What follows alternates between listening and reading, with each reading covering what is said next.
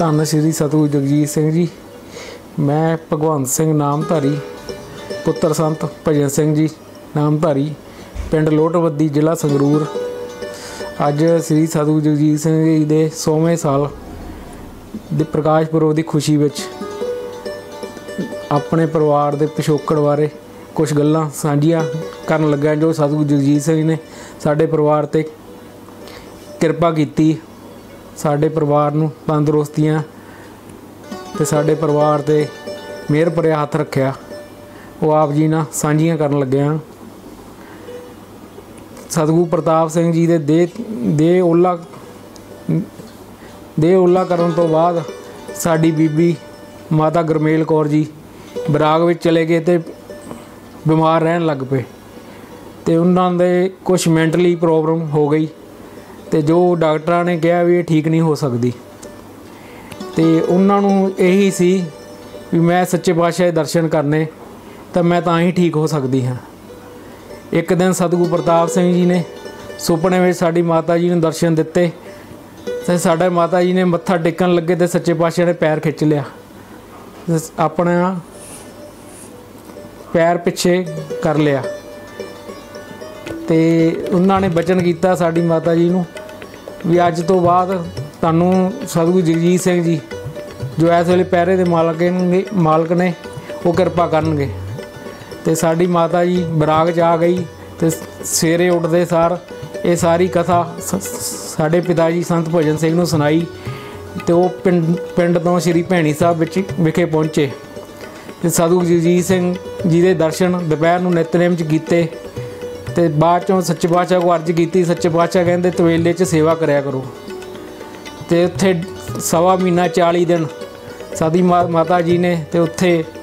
सेवा की। सतगुरु जगजीत सिंह ने खुशियां दित्तियां भी हुण तुसीं ठीक हो, तुसीं हुण अपने घर जाओ तो अपना कारोबार करो। इस तरह सतगुरु जगजीत सिंह ने साडी माता जी ते एक जिहड़े डॉक्टरां ने जवाब दे चुके सन सारे पासे वो साडी माता जी ते किरपा की, जो कहते सन भी ये पागल हो गई है, मेरी सारी उम्र दवाई चलूगी, ये कितों ठीक नहीं हो सकती। सच्चे पातशाह ने 40 दिनों के विच साडी माता जी नूं बिल्कुल पहला वर्गी करके ते सानूं खुशियां बख्शियां। साध संगत जी शुरू तो ही साडा परिवार नामधारी पंथ नाल जुड़िया है। जदों पिंड 'च असीं शुरू तो गड्ढे बनाने साडे दादा जी ने शुरू कीते, लोहारा काम करते सी वो,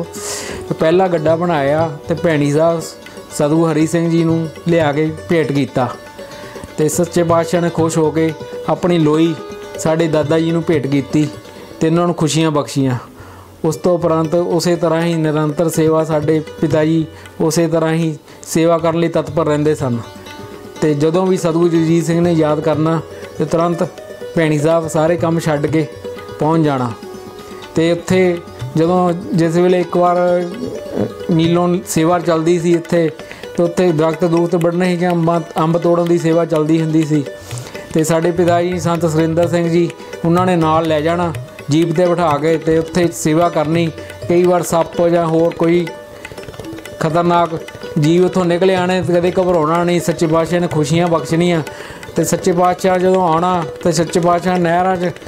तारी लाउणी, साडे पिता जी ने भी उत्थे नाल सच्चे पातशाह नाल तारी लाउण दा कई बार सुभाग प्राप्त होया ते उन्होंने नाल सच्चे पातशाह दे नहर पार कर जानी ते सच्चे पातशाह खुशियां बख्शनियां ते सच्चे पातशाह जदों भी सतगुरु जगजीत सिंह जी साडे पिता जी नूं याद करते तो उत्थे जरूर पहुँचते। इदां ही इस तरह ही जदों प्रताप मंदिर की उसारी हुई तो सतगुरु जगजीत सिंह जी ने साडे पिता जी नूं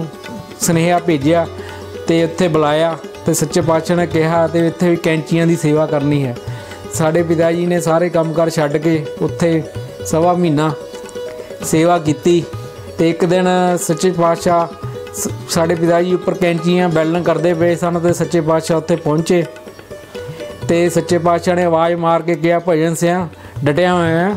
तो सच्चे पातशाह नूं साडे पिता जी ने हथ जोड़ के आख्या सच्चे पातशाह आपकी किरपा डटिया होया है जी। सच्चे पातशाह उत्थों ये कह के चले गए तो 2-3 दिनों बाद शाम नूं उत्थे फिर दर्शन देण आए। साडे पिता जी उस वेले हथ धो के ते कपड़े बदल रहे सन ते सच्चे पातशाह ने बुक्कल च लै लिया तो उन्होंने आख्या भजन सिंह जो काम तू कर सकता है वो कोई नहीं कर सकता। तो बहुत खुशियां सच्चे पातशाह ने दित्तियां। ਇਸੇ ਤਰ੍ਹਾਂ ਜੋ ਸਾਡੇ ਪਿਤਾ ਜੀ ਨੂੰ 1991 ਵਿੱਚ ਅਧਰੰਗ ਦਾ ਅਟੈਕ ਆਇਆ ਤਾਂ ਉਹ ਕੋਮਾ ਵਿੱਚ ਚਲੇ ਗਏ ਤੇ ਹਸਪਤਾਲ ਲੈ ਗਏ ਤੇ ਉੱਥੇ ਡਾਕਟਰਾਂ ਨੇ ਕਿਹਾ ਇਹਨਾਂ ਦਾ ਕੋਈ ਪਤਾ ਨਹੀਂ ਕਦੋਂ ਠੀਕ ਹੋਣ, ਕੋਮਾ 'ਚ ਕਦੋਂ ਬਾਹਰ ਨਿਕਲਣ। ਅਤੇ ਸੱਚੇ ਪਾਤਸ਼ਾਹ ਇੱਕ ਦਿਨ ਉਚੇਚੇ ਸਤਿਗੁਰੂ ਜਗਜੀਤ ਸਿੰਘ ਜੀ ਸਾਡੇ ਪਿਤਾ ਜੀ ਨੂੰ ਹਸਪਤਾਲ ਦਰਸ਼ਨ ਦੇਣ ਆਏ ਤੇ ਆ ਕੇ ਸਤਿਗੁਰੂ ਜਗਜੀਤ ਸਿੰਘ ਨੇ ਸਾਡੇ ਪਿਤਾ ਜੀ ਨੂੰ ਆਵਾਜ਼ਾਂ ਮਾਰੀਆਂ। ਤੀਸਰੀ ਆਵਾਜ਼ 'ਤੇ ਸਾਡੇ ਪਿਤਾ ਜੀ ਨੇ ਨੇਤਰ ਖੋਲ੍ਹੇ ਤੇ ਅੱਖਾਂ 'ਚੋਂ ਅੱਥਰੂ ਆ ਗਏ ਤੇ ਰੋਣ ਲੱਗ ਗਏ। ਸੱਚੇ ਪਾਤਸ਼ਾਹ ਨੇ ਖੁਸ਼ੀਆਂ ਦਿੱਤੀਆਂ। ਸੱਚੇ ਪਾਤਸ਼ਾਹ ਕਹਿੰਦੇ ਤੇ ਵੀ ਇਹ ਹੁਣ ਠੀਕ ਹੋ ਜਾਣਾ, ਜਦੋਂ ਇਹਨੂੰ ਹਸਪਤਾਲੋਂ ਛੁੱਟੀ ਮਿਲ ਜਾਏ ਤੇ ਇਹਨੂੰ ਭੈਣੀ ਸਾਹਿਬ ਭੇਜ ਦਿਓ। ਤੇ ਇਸੇ ਤਰ੍ਹਾਂ ਭੈਣੀ ਸਾਹਿਬ ਅਸੀਂ ਸਾਡੇ ਪਿਤਾ ਜੀ ਨੂੰ ਭੈਣੀ ਸਾਹਿਬ ਲੈ ਗਏ ਤੇ ਉੱਥੇ ਬਿਰਧਸ਼ਾਲਾ ਸੱਚੇ ਪਾਤਸ਼ਾਹ ਨੇ ਉਹਨੂੰ ਦਰਸ਼ਨ ਦੇਣ ਆਉਣੇ ਤੇ ਉਹਨਾਂ ਨੂੰ ਕਾਫੀ ਫਰਕ ਪੈ ਗਿਆ ਤੇ ਉਹਨਾਂ ਨੂੰ ਖੁਸ਼ੀਆਂ ਦਿੱਤੀਆਂ ਤੇ ਅਸੀਂ ਇਹਨਾਂ ਨੂੰ ਘਰ ਲੈ ਆਏ। ਉਸ ਤੋਂ ਬਾਅਦ 2 ਸਾਲ ਸਾਡੇ ਪਿਤਾ ਜੀ ਸਾਡੇ ਵਿੱਚ ਰਹੇ ਤੇ 1993 ਵਿੱਚ ਉਹਨਾਂ ਦੀ ਡੈਥ ਹੋਈ। ਐਨ ਚੰਗੇ ਭਲੇ ਬਿਲਕੁਲ ਸਹੀ ਹੋ ਗਏ ਸੀ ਤੇ ਸੱਚੇ ਪਾਤਸ਼ਾਹ ਜਦੋਂ ਭੋਗ 'ਤੇ ਆਏ ਉਹਨਾਂ ਦੇ ਤੇ ਸਾਡੇ ਪਰਿਵਾਰ 'ਤੇ ਖੁਸ਼ੀਆਂ ਦਿੱਤੀਆਂ ਤੇ ਸਾਨੂੰ ਨਵਾਜਿਆ। ਇਸੇ ਤਰ੍ਹਾਂ ਹੀ ਸਾਡੇ ਪਰਿਵਾਰ 'ਤੇ ਮੇਰੇ ਪਰਿਵਾਰ 'ਤੇ ਸਤਿਗੁਰੂ ਉਦੇ ਸਿੰਘ ਜੀ ਦੀ ਕਿਰਪਾ ਬਣੀ ਰਹੇ ਤੇ ਸਾਡਾ ਪਰਿਵਾਰ ਸੱਚੇ ਪਾਤਸ਼ਾਹ ਚਰਨਾਂ ਨਾਲ ਜੁੜਿਆ ਰਹੇ ਤੇ ਸੱਚੇ ਪਾਤਸ਼ਾਹ ਸਾਨੂੰ ਹਮੇਸ਼ਾ ਹੀ ਜਿਸ ਤਰ੍ਹਾਂ ਸਾਡੇ ਪਿਤਾ ਜੀ ਨੂੰ ਸਤਿਗੁਰੂ ਜਗਜੀਤ ਸਿੰਘ ਜੀ ਖੁਸ਼ੀਆਂ ਬਖਸ਼ਦੇ ਸਨ, ਇਸੇ ਤਰ੍ਹਾਂ ਮੇਰੇ ਪਰਿਵਾਰ ਨੂੰ ਵੀ ਸਤਿਗੁਰੂ ਉਦੇ ਸਿੰਘ ਜੀ ਖੁਸ਼ੀਆਂ ਬਖਸ਼ਦੇ ਰਹਿਣ ਤੇ ਮੇਰੇ 'ਤੇ ਕਿਰਪਾ ਬਣੀ ਰਹੇ। ਮੈਂ ਇੰਨਾ ਕੁਝ ਕਹਿ ਕੇ ਸਾਧ ਸੰਗਤ ਜੀ ਖਿਮਾ ਦਾ ਜਾਚਕ ਹਾਂ। ਧੰਨਵਾਦ। ਸਤਿ ਸ਼੍ਰੀ ਅਕਾਲ।